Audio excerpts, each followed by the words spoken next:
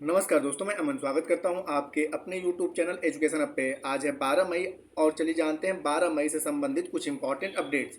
आगे बढ़ने से पहले जानते हैं आज के दिवस के बारे में। तो आज है 12 मई और आज के दिन मनाया जा रहा है अंतर्राष्ट्रीय नर्स दिवस, क्योंकि आज ही के दिन यानी कि 12 मई 1820 को फ्लोरेंस नाइटिंगेल का जन्म हुआ था, जिन्हें लेडी विथ लैम्प के नाम से भी जाना जाता है। तो उन्हीं की स्मृति में हम लोग प्रत्येक वर्ष 12 मई को अंतर्राष्ट्रीय नर्स दिवस के रूप में मनाते हैं। साथ ही साथ हम लोग 12 मई को अंतर्राष्ट्रीय पौधे स्वास्थ्य दिवस के रूप में भी मनाते हैं। तो आज के दिन दो दिवस है, अंतर्राष्ट्रीय नर्स दिवस और साथ ही साथ अंतर्राष्ट्रीय पौधे स्वास्थ्य दिवस।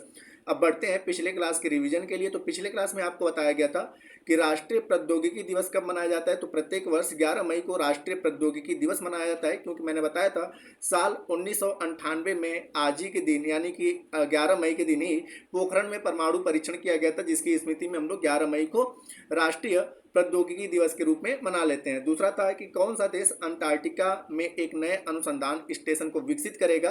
तो यहाँ पर है भारत। भारत के आपको मैंने बताया था कि गंगोत्री मैत्री नाम के अनुसंधान स्टेशन है, जो कि गंगोत्री समाप्त हो चुका है और मैत्री वर्तमान समय में चल रहा है। तो मैत्री को ही फिर से विकसित करेगा भारत अंटार्कटिका में। अगला है आपका कि ग्लोबल वेल्थ रिपोर्ट्स के अनुसार भारत का कौन सा शहर सिर्फ मतलब शीर्ष यहाँ पर रहेगा, शीर्ष 50 सबसे धनी शहरों में शामिल किया गया। तो मुंबई और दिल्ली को शामिल किया गया। और अगला है कि 10 लाख उबर ड्राइवर वाला दुनिया का तीसरा देश कौन बना। तो अपना भारत 10 लाख उबर ड्राइवर वाला दुनिया का तीसरा देश बना है। और कौन राज्य पहली बार दिव्यांग वर्ल्ड कप की मेजबानी करेगा। तो उत्तर प्रदेश करेगा। और कहाँ पे आयोजित होगा। तो लखनऊ में। तो ये थे पिछले क्लास की रिवीजन। अब बढ़ते हैं आज के अपडेट्स की तरफ। तो आज का पहला विषय कि प्रत्येक वर्ष 12 मई को कौन सा दिवस मनाया जाता है। राष्ट्रीय नर्स दिवस, अंतर्राष्ट्रीय नर्स दिवस, प्रेस स्वतंत्रता दिवस या एथलेटिक्स दिवस। तो मैंने बताया कि आज ही के दिन 1820 में फ्लोरेंस नाइटिंगेल का जन्म हुआ था और उनके जन्म दिवस की स्मृति में हम लोग प्रत्येक वर्ष 12 मई को अंतर्राष्ट्रीय नर्स दिवस के रूप में मनाते हैं। फ्लोरेंस नाइटिंगेल को लेडी विथ लैम्प के नाम से भी जाना जाता है। तो सही आंसर होता है बी। अब यहाँ पे थोड़े से दिवस रिवाइज कर लेते हैं। तो यहाँ पे है आपका कि प्रत्येक वर्ष 1 मई को अंतर्राष्ट्रीय श्रमिक दिवस, 2 मई को टूना मछली दिवस, 3 मई को प्रेस स्वतंत्रता दिवस, 4 मई को अग्निशमन दिवस, 5 मई को विश्व हाथ स्वच्छता दिवस, 6 मई को राष्ट्रीय नर्स दिवस, 7 मई को विश्व एथलेटिक्स दिवस, 8 मई को विश्व रेड क्रॉस दिवस, 9 मई को महाराणा प्रताप व रविन्द्रनाथ टैगोर की जयंती मनाई जाती है, 10 मई को विश्व ल्यूपस दिवस और 11 मई को राष्ट्रीय प्रौद्योगिकी दिवस के रूप में मनाया जाता है। बढ़ते हैं अगले अपडेट्स की तरफ। अगला विषय कि किस कारोबारी कंपनी को लीगल एरा इंडियन लीगल पुरस्कार प्राप्त हुआ। Malabar gold and diamond, Bajaj hyper high impulse या सिड्रो एंड। तो यहाँ पर सही आंसर होता है कि Malabar gold and diamond company को लीगल एरा इंडियन लीगल पुरस्कार प्रदान किया गया है। तो सही आंसर होता है ए। अब जानते हैं अन्य ऑप्शंस के बारे में। तो अभी हाल ही में बात करते हैं यहाँ पर कि मालाबार एंड डायमंड कंपनी की। तो इसकी स्थापना जो हुई थी मालाबार एंड डायमंड कंपनी की, तो इसकी स्थापना जो हुई थी यह साल 1993 में हुई थी। और कहाँ पर हुई थी। तो केरल में हुई थी। और इसके अध्यक्ष वर्तमान समय में कौन है। तो इनके अध्यक्ष हैं एमपी अहमद। एमपी अहमद इनके वर्तमान समय में अध्यक्ष हैं। और इसके जो अगर इसके नेटवर्क की बात करें तो इसके नेटवर्क जो है 13 देशों में इसका 350 से अधिक स्टोर मौजूद हैं। बजाज की अगर बात किया जाए तो अभी हाल ही में बजाज चर्चे में रही। और बजाज के चर्चे में रहने के कारण क्या था। तो सीएनजी से चलने वाली पहली बाइक को लॉन्च कौन किया। बजाज ने। ठीक है, सीएनजी से चलने वाले पहले बाइक को किसके द्वारा लॉन्च किया गया। बजाज के द्वारा। हाइपर इम्पल्स क्यों चर्चे में रहा। तो मोम से चलने वाले रॉकेट S75। ठीक है, मोम से चलने वाले रॉकेट का मोम से चलने वाले रॉकेट और जिसका नाम क्या रखा गया था SR75। SR75 का ऑस्ट्रेलिया में इसने उद्घाटन किया। और सिट्रोएन की बात किया जाए तो फ्रांसीसी कार निर्माता कंपनी है सिट्रोएन। और इसने अपना ब्रांड एम्बेसडर किसको बनाया है। तो MS धोनी को। सिट्रोएन ने अपना ब्रांड एम्बेसडर किसको बनाया है। MS धोनी को, जिसके कारण ये चर्चे में रहा। तो ये रिसेंट के करंट अफेयर्स है दोस्तों। मैं आपको बताता हूँ कि जो भी करंट अफेयर्स मैं पढ़ाता हूँ उसके चारों ऑप्शन को रिसेंट से कॉरिलेट करके ही आपके लिए लेकर आता हूं कि आपका जो करंट अफेयर्स है वह रिवाइज होता रहे। अब बढ़ते हैं अगले अपडेट्स की तरफ। तो अगला अपडेट है कि कौन सा देश 77वें कांस फिल्म फेस्टिवल में भारत पर्व की मेजबानी करेगा? ब्राजील, रूस, अजरबैजान या भारत? तो यहाँ पर सही आंसर होता है कि 77वें कांस फिल्म फेस्टिवल में भारत पर्व की मेजबानी भारत के द्वारा किया जाएगा। तो सही आंसर होता है डी।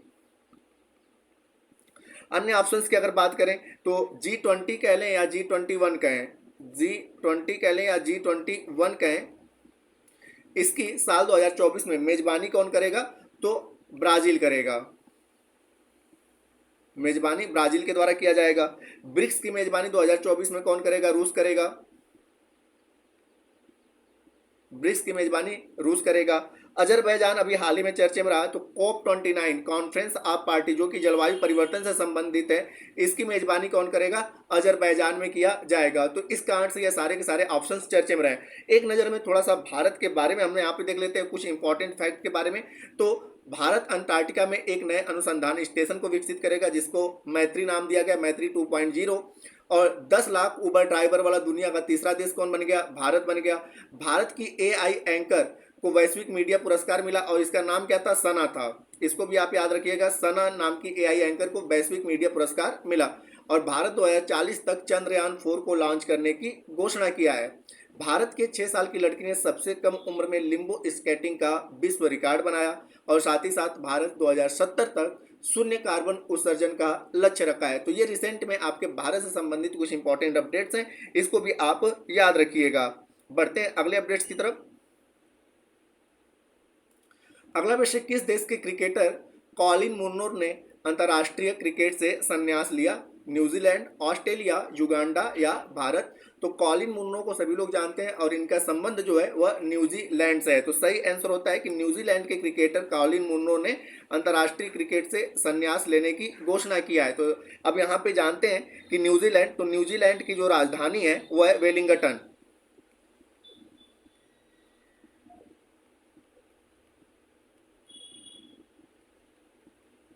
राजधानी जो है वेलिंगटन है और इसके मुद्रा का नाम डॉलर है।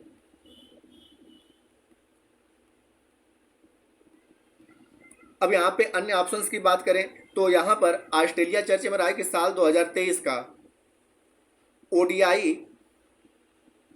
यानी कि वनडे क्रिकेट जो है ODI वर्ल्ड कप विजेता कौन रहा? तो आपका ऑस्ट्रेलिया रहा। युगांडा भी हाल ही में चर्चे में रहा है क्योंकि भारतीय क्रिकेटर अभय शर्मा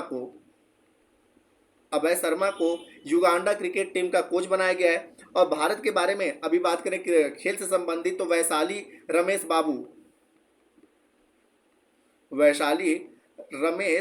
बाबू को ग्रैंड मास्टर की उपाधि सम्मानित किया गया है। और ग्रैंड मास्टर किस में होता है? शतरंज में होता है। तो ये भी आपसे पूछा जा सकता है कि वैशाली रमेश बाबू का संबंध किस खेल से है? तो शतरंज से है। तो ये रहे आपके चारों ऑप्शन। अब बढ़ते हैं अगले अपडेट्स की तरफ। अगला विषय कि हाल ही में जापान के राजदूत ने भारत में कहां पर शांति स्मारक का उद्घाटन किया? पुणे में, नागालैंड में, महाराष्ट्र में या ग्रेट निकोबार में? तो जापान के राजदूत ने नागालैंड में एक शांति स्मारक का उद्घाटन किया। तो सही आंसर होता है बी।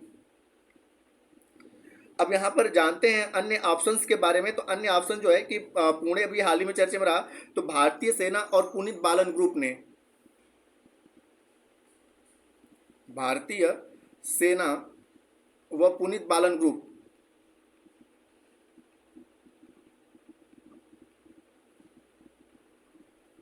ने पुणे में संविधान गार्डन का उद्घाटन किया या बनाया? संविधान गार्डन बनाया। महाराष्ट्र की अगर बात करें तो सबसे अधिक GST संग्रह करने वाला राज्य कौन सा है? तो महाराष्ट्र है। सबसे अधिक GST संग्रह करने वाला जो राज्य है महाराष्ट्र है। और अभी हाल ही में ग्रेट निकोबार भी चर्चे में रहा क्योंकि चर्चे में रहा सोमपेन नाम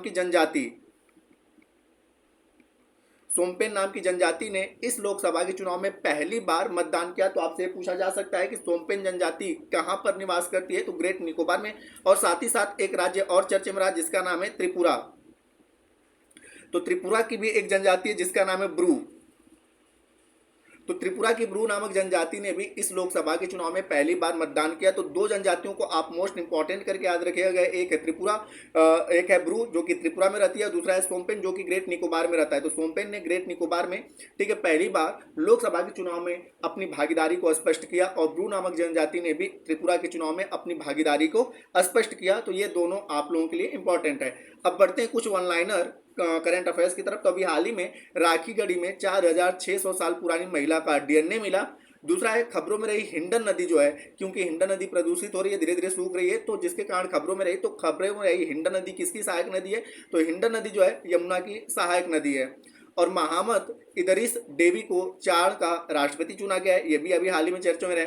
और अभी हाल ही में चर्चा में रहा सोनाई रूपाई वन्यजीव अभ्यारण्य। तो सोनाई रूपाई वन्यजीव अभ्यारण्य किस राज्य में स्थित है? तो सोनाई रूपाई जो वन्यजीव अभ्यारण्य है वह असम राज्य में स्थित है। तो दोस्तों ये थे आज के कुछ करंट अफेयर्स के अपडेट्स। उम्मीद करता हूं कि आपको ये सेशन पसंद आ रहा होगा और आप वीडियो को एंजॉय कर रहे होंगे। अब समय पिछले सेशन में पूछे गए क्वेश्चन के आंसर देने का। तो पिछले सेशन में आपसे पूछा गया था कि कौन सा राज्य पहली बार दिव्यांग वर्ल्ड कप की मेजबानी करेगा? तो मैंने बताया उत्तर प्रदेश, और कहाँ पे होगा? लखनऊ में। तो जिन्होंने भी सही उत्तर दिया उनके लिए बधाई। अब तो मैं आज के प्रश्न का, तो आज का प्रश्न है कि हाल ही में जापान के राजदूत ने भारत में कहाँ शांति स्मारक का उद्घाटन किया? पुणे में, नागालैंड में, महाराष्ट्र में या निकोबार में? तो आप इसका आंसर हमें कमेंट बॉक्स में दे सकते हैं। आपके कमेंट का हमें इंतजार रहेगा। तो दोस्तों वीडियो पसंद आए तो वीडियो को लाइक करें, कमेंट करें तथा अपने दोस्तों के साथ शेयर करें, और चैनल पर नए तो चैनल को सब्सक्राइब अवश्य करें। और इस पीडीएफ के लिए आप हमारे टेलीग्राम से जुड़ सकते हैं जिसका लिंक वीडियो के डिस्क्रिप्शन में दिया हुआ है। तो वीडियो के अंत तक बने रहने के लिए धन्यवाद। मिलते हैं जल्दी नेक्स्ट वीडियो में।